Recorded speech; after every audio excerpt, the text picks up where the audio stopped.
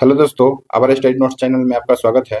दोस्तों, आज हम आप लोगों से एक खास टॉपिक पे बात करने जा रहे हैं, जो कि सबसे अलग हटके होगा। दोस्तों, आज हमने एक टॉपिक लिया है, जो कि बिहार दरोगा के एग्जाम के लिए यह हॉट टॉपिक है। यहाँ से हमेशा एक क्वेश्चन पूछा गया है और ज़्यादा कुछ नहीं है दोस्त, एक पेज पढ़ना है और यहाँ से एक नंबर जो है अपने आप को सिक्योर कर लेना है। तो जैसा कि हमने आप लोग को जानकारी होगा दोस्त, हमने बताया है आप लोग को एक वीडियो के माध्यम से कि हमने क्या पढ़ करके कंटिन्यू दरोगा का यह पंचमा वैकेंसी है। दोस्तों, जैसा कि आप लोग जान रहे होंगे कि 1717 फर्स्ट बहाली आया था बीपीएसएससी आयोग के द्वारा। बीपीएसएससी आयोग के द्वारा फर्स्ट बहाली 1717 आया, फिर से दोस्त 2446 आया, फिर से है दोस्त 2213 आया और 2213 के बाद 1275 आया वैकेंसी और 1275 के बाद दोस्तों यह जो है 1799 यह मेरा हम लोग का पंचमा बहाली है।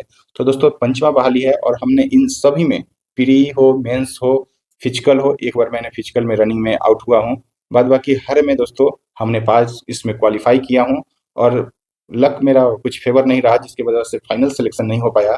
लेकिन इसमें एग्जाम हमने हर बार क्वालिफाई किया हूँ, प्री हो, मेंस हो, चाहे फिजिकल हो। एक बार फिजिकल को छोड़ के दोस्तों हमने पहली बार डॉक्यूमेंट्स में छटा, दूसरी बार मेरिट में एक नंबर से एक क्वेश्चन के कारण मैंने आउट हुआ हूँ, तीसरी बार में रनिंग आउट हो गया हूँ और 1275 में भी सेम कहानी मेरिट आउट हुआ हूँ। तो मेरिट आउट हुआ हूँ, कुछ लक फेवर नहीं हुआ या फिर कुछ, जो कहिए आप लोग, जो समझिए। लेकिन आप लोग को बस इतना हम पॉजिटिव रूप में बता सकते हैं कि इसका एग्जाम हमने प्री प्लस मेंस मिला करके 8 बार क्वालिफाई किया दोस्तों।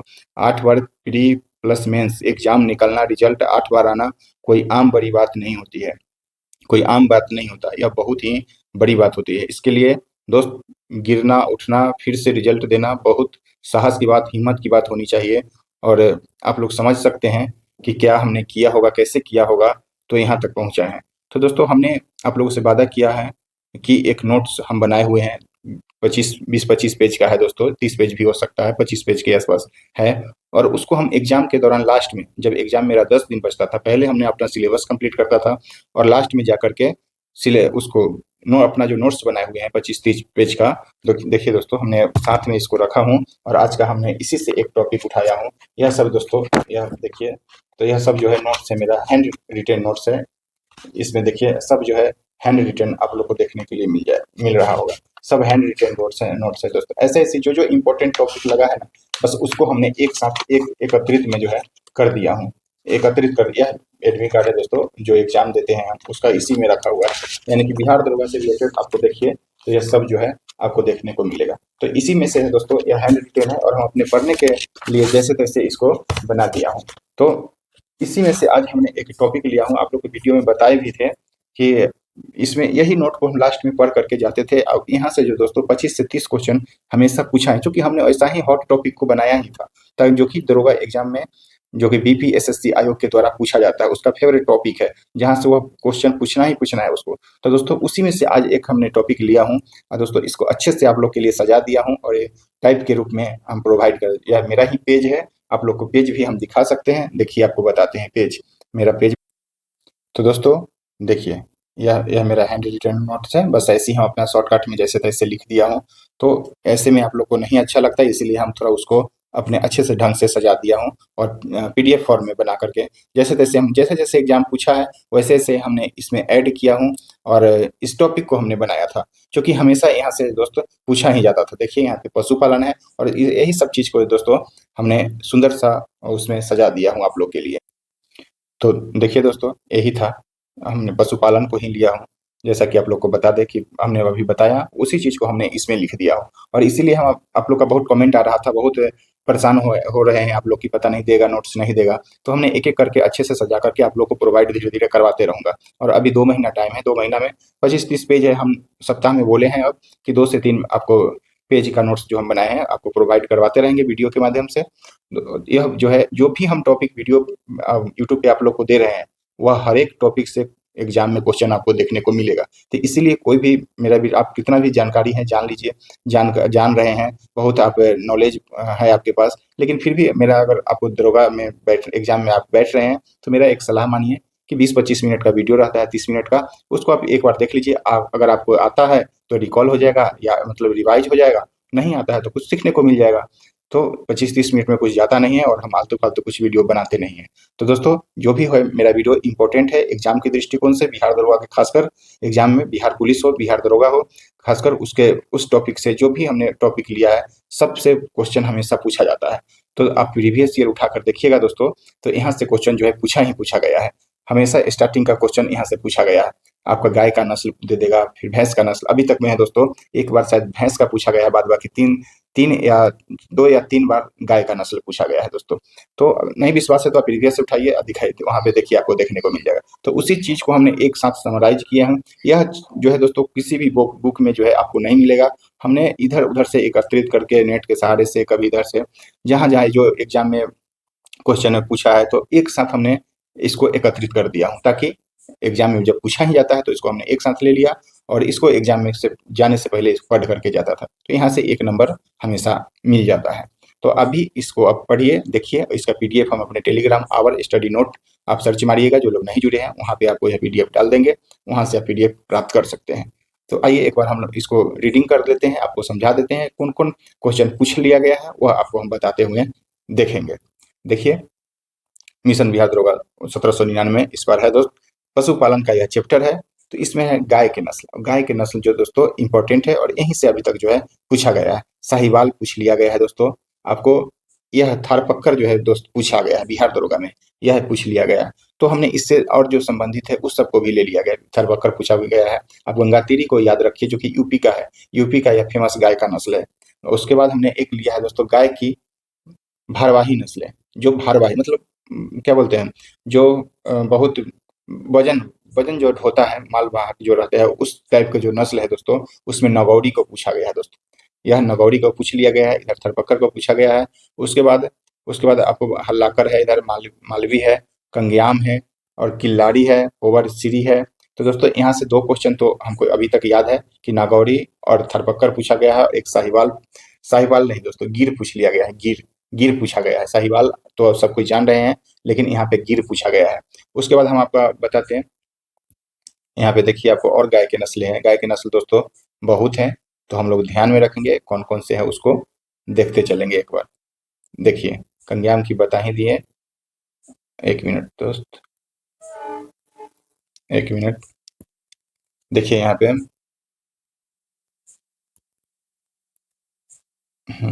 देखिए गाय की यहाँ पे नगौरी आपको बता दिए, यह पूछ लिया गया है। उसके बाद किल्लारी, पोवार, सीरी हो गया, हम बता दिए। राजस्थान की सबसे अच्छी देसीय नस्ल, जो देसी नस्ल की होती है गाय, उसके बारे में थारपक्कर, जो हमने ऊपर में बता दिया, थारपक्कर पूछा गया है।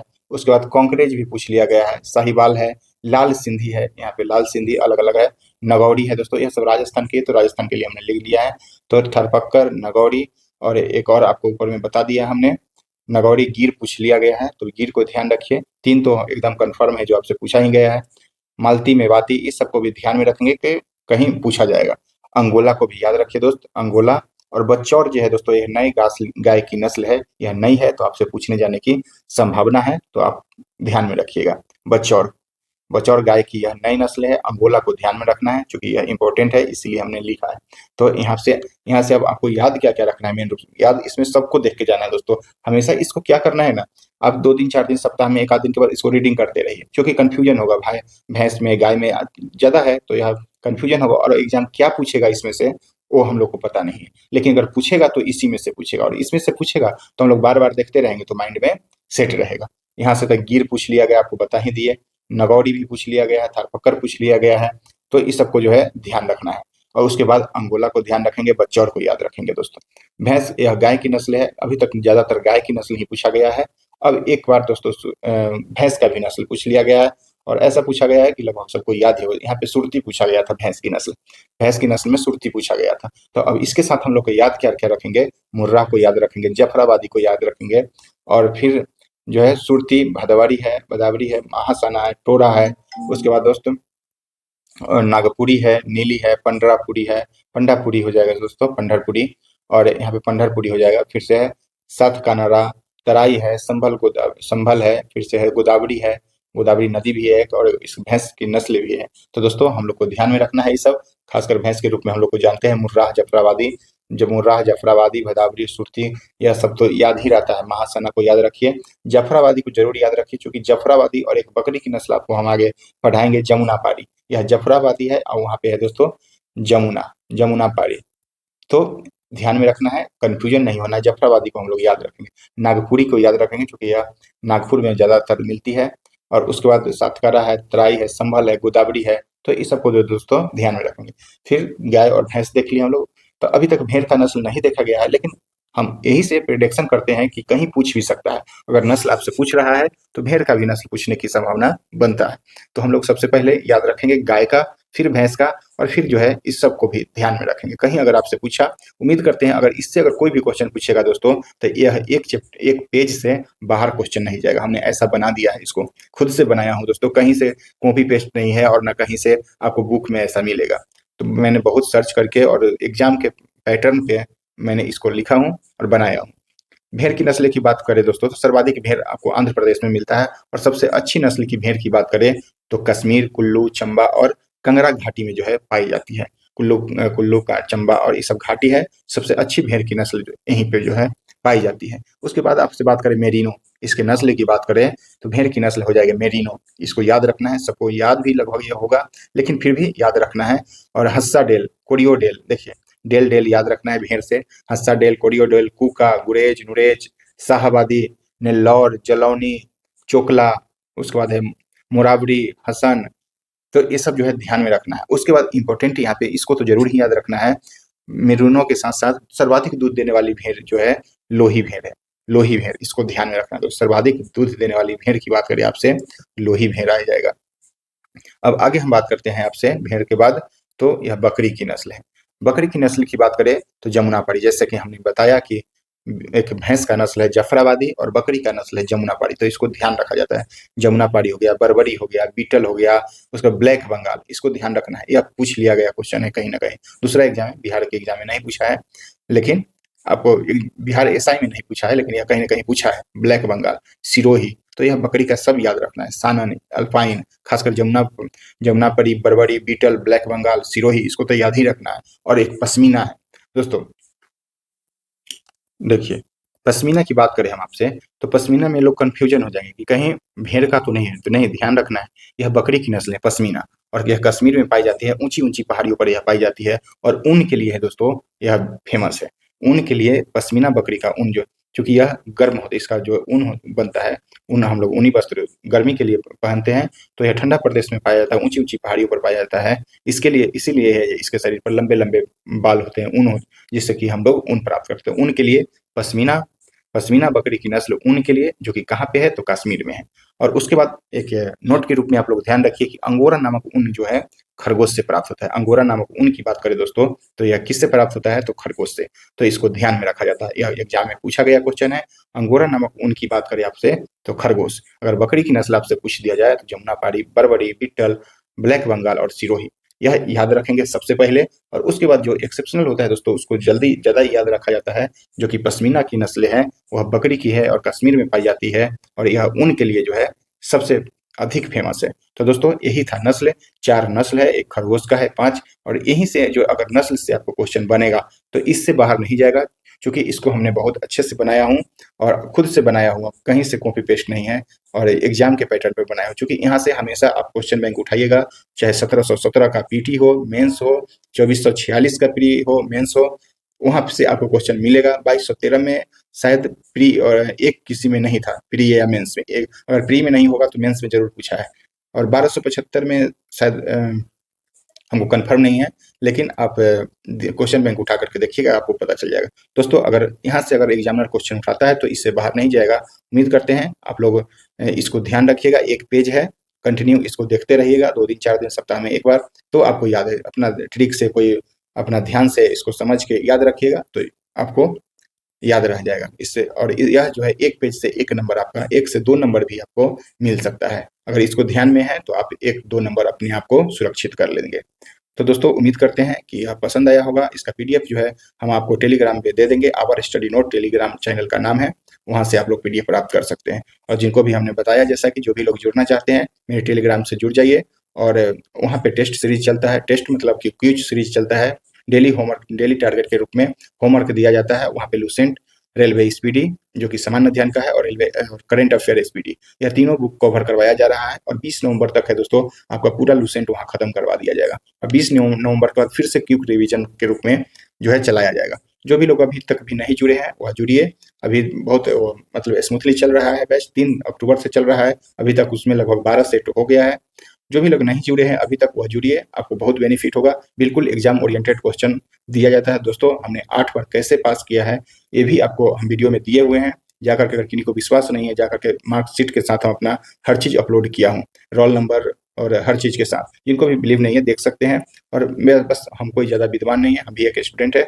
आपको बस हमने एग्जाम इतना बार दिया हूँ कि एक्सपीरियंस हो गया है, और कोई बड़ी बात नहीं है। बस एक्सपीरियंस हो गया है। एग्जामिनर का मैंने, आयोग का समझिए कि उसको नस पकड़ लिया हूँ, कहाँ से वो क्वेश्चन बनाता है, क्या करता है। तो वह थोड़ा आइडिया हमको हो गया है एग्जाम देते देते। आप लोग भी अगर कंटिन्यू एग्जाम दीजिएगा तो आप लोग को भी सीरियस रूप में अगर देते हैं एग्जाम तो आपको भी आइडिया हो जाएगा। तो हमने ऐसे ही अपना एक्सपीरियंस के रूप में अपना नोट्स बनाया हूँ और आप लोग को प्रोवाइड करवा रहा हूँ। बहुत लोगों का कमेंट मैसेज आया है, तो उसी वास्ते हम आपको दे रहे हैं। तो उम्मीद करते हैं दोस्तों, धीरे धीरे ऐसे ही आप सारा नोट्स को हम प्रोवाइड कराते रहेंगे। लेकिन आपसे रिक्वेस्ट है, एक बार इस वीडियो को देखिएगा, फिर उसको देखिए, मतलब पेज को पढ़िएगा तो ज़्यादा फायदा होगा। क्योंकि कोई बोल दे रहा है, कोई समझा दे रहा है तो माइंड में अच्छे से सेट हो जाता है। तो दोस्तों, यही था आज का टॉपिक हमारा। फिर देखेंगे कब 2 दिन 4 दिन पे ऐसे देखते रहेंगे। आप लोग कंटिन्यू वीडियो में बने रहे और टेलीग्राम से जरूर जुड़े। आज के लिए इतना ही। अच्छा लगा वीडियो तो दोस्तों लाइक शेयर सब्सक्राइब जरूर से जरूर कीजिए, और बहुत इसको शेयर कीजिए, सब्सक्राइब जरूर कीजिए अगर कोई लोग नहीं किए। कैसा लगा वीडियो जरूर कमेंट में जरूर दीजिएगा, आप बताइएगा जरूर। ओके, धन्यवाद।